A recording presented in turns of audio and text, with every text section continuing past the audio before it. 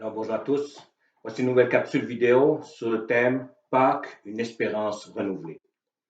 Donc nous sommes dans le temps pascal où on vit un temps joyeux, un temps de célébration. On se rappelle tout ce que Jésus a fait. Durant cette semaine, on a lu les événements qui sont passés durant cette semaine, qui l'ont amené jusque sur la croix, qu'il est mort pour nos péchés, comment il est ressuscité le troisième jour. Et on est dans ce temps de joie, de célébration avec nos familles, avec nos amis, nos frères et sœurs à l'église. On fait différentes activités, on mange ensemble, on célèbre, on fait des activités à l'église aussi, des activités d'évangélisation pour permettre d'apporter cette bonne nouvelle aussi aux autres. Mais aujourd'hui, dans cette année 2020, tout s'est arrêté. À cause du coronavirus, on ne peut plus faire cela. On est seul chez nous, confiné, avec peut-être juste quelques membres rapprochés de notre famille. Alors comment vivre cette espérance? Comment vivre cette espérance dans ce climat que nous vivons en ce moment? Rappelons que, justement, les disciples, lorsqu'ils ont rencontré Jésus, l'ont suivi pendant 3 ans, ont cheminé avec lui, ont entendu toutes les paroles, ont vu les miracles, ont vu tout ce que Jésus avait fait. Et dans cette semaine aussi qui précède justement la crucifixion, on voit comment que Jésus est avec eux et comment qu'il leur enseigne, leur disent qu'ils sont prêts, qu'il est prêt aussi à mourir. Et les disciples ne comprennent pas, ils ne comprennent pas. Même, rappelez-vous que quelques instants auparavant, Jésus avait leur demandé, mais qui suis-je d'après les autres? Certains disent que tu es prophète, d'autres Élie. Et Pierre va dire, non, mais toi, tu es Jésus, le Messie, le Fils de Dieu, celui qu'on attend, qui va venir délivrer Israël, qui va nous délivrer du joug des Romains. Tout le monde avait cette espérance, cet espoir que Jésus allait enfin arriver. Et rappelez-vous il y a quelques jours, lors de la fête des rameaux, lorsque justement Jésus arrive sur peut-être un animal qui est un peu insignifiant, sur un âne, mais qui commence à gravir aussi pour arriver sur Jérusalem. Comment que les disciples vont mettre leurs vêtements, comment qu'ils vont couper des branches de palmiers et vont les mettre devant lui et vont crier, béni soit celui qui vient au nom du Seigneur, béni soit celui qui vient au nom du Seigneur. Ils sont sûrs que maintenant, voici le règne du Messie va arriver. Voilà que le Messie va venir à Jérusalem pour délivrer Israël. Et on sait que durant toute cette semaine, que justement Jésus est resté plus avec les disciples pour leur enseigner, pour les préparer à ce qu'ils allaient vivre. Et lorsque justement il leur annonce qu'il va mourir, Pierre, lui, l'intrépide, l'homme courageux, l'homme qui a la réponse à tout, va dire non, non, Jésus, tu ne peux pas dire ça, tu ne peux pas dire ça. Et Jésus est obligé de lui dire arrière de moi. Lorsque Jésus, aussi avec ses disciples, vont monter au jardin Gethsemane et que la foule va arriver pour arrêter Jésus, Pierre est prêt aussi à dégainer son épée pour pouvoir défendre Jésus. Et on sait qu'ensuite, après, quand ils emmènent Jésus, Pierre se faufile discrètement pour voir qu'est-ce qui se passe, parce qu'il a toujours cette espérance que Jésus va faire quelque chose de merveilleux. Et là, il voit qu'il l'insulte, il voit qu'il le condamne et que Jésus ne dit rien. Et même certaines personnes là vont dire, mais toi, Pierre, tu es un des disciples, on te reconnaît. Et là, il va le renier par 3 fois. Cette espérance, cet espoir qu'il avait en Jésus, qu'il était le Messie, selon sa compréhension, est en train de tomber. Jésus, c'est comme il le disait, tu m'as abandonné. Tu as abandonné, tu m'as enlevé l'espoir que j'avais en toi. Alors, tout le monde avait perdu cet espoir. On peut lire dans Matthieu chapitre 27, versets 42-43, que même les responsables religieux, ceux qui proclamaient avant que Jésus était le Fils de Dieu, voici ce qu'ils vont dire. De dire qu'il a sauvé les autres et qu'il est incapable de se sauver lui-même. C'est ça le roi d'Israël. Qu'il descend donc de la croix, alors nous croirons en lui. Verset 43. Il a mis sa confiance en Dieu. Eh bien, si Dieu trouve son plaisir en lui, qu'il le délivre. N'a-t-il pas dit, je suis le Fils de Dieu? Eux mettent aussi en doute toute cette confiance, dire, mais si vraiment il a mis cette confiance en Dieu, ben Dieu va le délivrer. Et nous savons que Dieu n'est pas venu.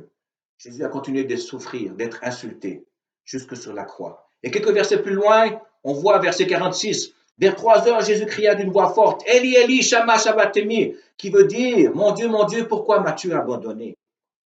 Même Jésus a été abandonné par son Père.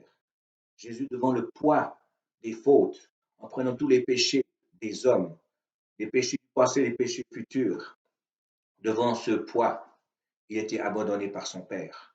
Il devait passer par ce sacrifice Lorsqu'on se rappelle justement que dans l'ancien temps, on sacrifiait un animal, on faisait verser son sang, on tuait un animal pour demander la grâce, pour demander le pardon de notre péché. Mais il fallait le faire jour après jour, semaine après semaine.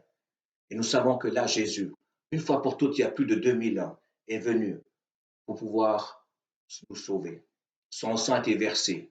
Il a été abandonné par son Père. Il est mort sur la croix pour nous donner la vie. Mais nous savons que la mort n'a pas pu le retenir. Le troisième jour, il est ressuscité. Et en ressuscitant, il nous donne cette espérance qu'il est vivant, qu'il est toujours là avec nous. Alors, devant ce temps que nous vivons, comment partager cette espérance? Est-ce que nous pouvons vivre cette espérance encore face à toute cette crise que nous vivons? Vers qui que nous allons mettre cet espoir? Est-ce que nous allons mettre un espoir en nous, comme Pierre, dans nos caractères, dans nos tempéraments, dans nos façons d'être ou dans ce que nous sommes capables de faire? Est-ce qu'on va mettre notre espoir dans le gouvernement ou devant les leaders de ce monde pour essayer de trouver une solution face à cette crise? Est-ce qu'on va donner notre espoir à l'économie? Est-ce qu'on va donner l'espoir peut-être à la science de trouver un vaccin? Nous voyons que toutes ces choses sont éphémères, que personne n'a vraiment de solution. Mais nous avons l'espérance de Jésus. Dans cette année 2020, nous voulons renouveler cette espérance en Jésus. Si nous avons l'occasion de fêter Pâques, c'est pour pouvoir nous rappeler que Jésus vient encore pour nous sauver, que Jésus vient encore pour nous délivrer, qu'il vient enlever nos peurs, qu'il vient enlever notre angoisse, qu'il vient enlever toutes nos inquiétudes devant tout ce qui se passe. Oui, ça ne veut pas dire que nous n'aurons pas des temps à souffrir. Ça ne veut pas dire non plus qu'on ne sera pas inquiet, qu'on n'aura pas des peurs. Mais Dieu veut là-dedans nous montrer que nous devons garder espoir dans l'espérance en Jésus. Mais cette espérance, on ne peut pas la garder pour nous seulement. On ne peut pas simplement la partager juste avec deux, trois frères dans l'Église. On a besoin de la partager autour de nous.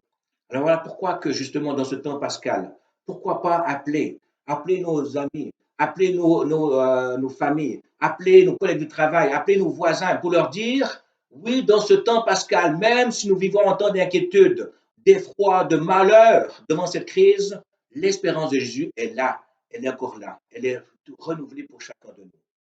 Nous avons besoin de partager cette parole. Nous avons besoin de proclamer cette espérance parce que Dieu vient encore. Dieu nous donne cette possibilité encore en 2020 de pouvoir venir à lui. Dans sa grande grâce, il nous ouvre les bras et il veut qu'on vienne dans ses bras d'amour. Il veut qu'on garde cette espérance.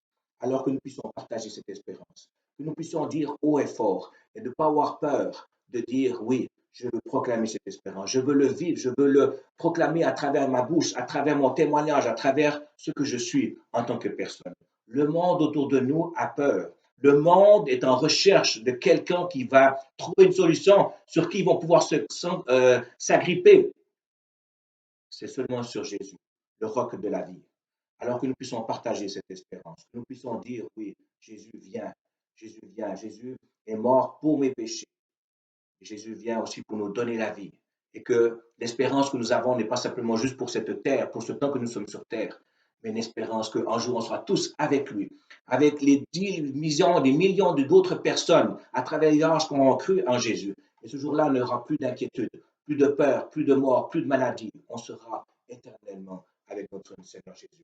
Alors, pendant ce temps que nous sommes encore sur terre, continuons de partager cette espérance afin que le monde voie, que le monde confesse que Jésus-Christ seul est le Seigneur et le Sauveur. Alors, je vous souhaite à tous de joyeuses Pâques, que le Seigneur continue de nous donner la force de proclamer, de vivre cette joie, de vivre cette paix avec lui, et que nous puissions être une bénédiction, une joie, une paix pour tous ceux qui nous entourent. Alors, soyez bénis